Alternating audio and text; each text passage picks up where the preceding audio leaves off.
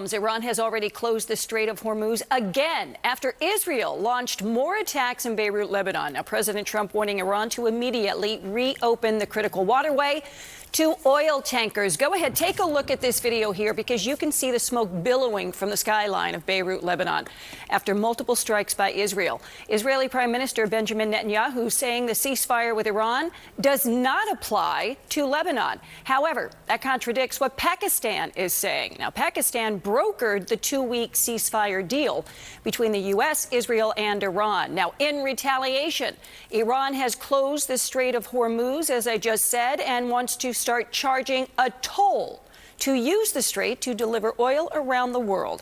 The 14-day ceasefire was reached less than 2 hours before President Trump's 8 o'clock deadline last night. The president went from threatening to annihilate an entire civilization to claiming victory and a peace deal with Iran. Now, Vice President J.D. Vance will be leading the U.S. negotiating team and will be traveling to Pakistan to begin talks as early as Friday.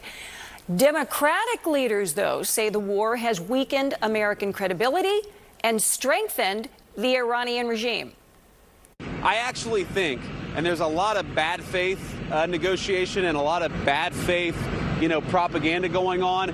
I think this comes from a legitimate misunderstanding. I think the Iranians thought that the ceasefire included Lebanon, and it just didn't. We never made that promise. We never indicated that was going to be the case. What we said is that the ceasefire would be focused on Iran, and the ceasefire would be focused on America's allies, both Israel and the Gulf Arab states. The strait is only partially open for 2 weeks, and it's on a conditional basis. That leverage is not gone. Trump handed to the Iranians leverage over the Strait of Hormuz.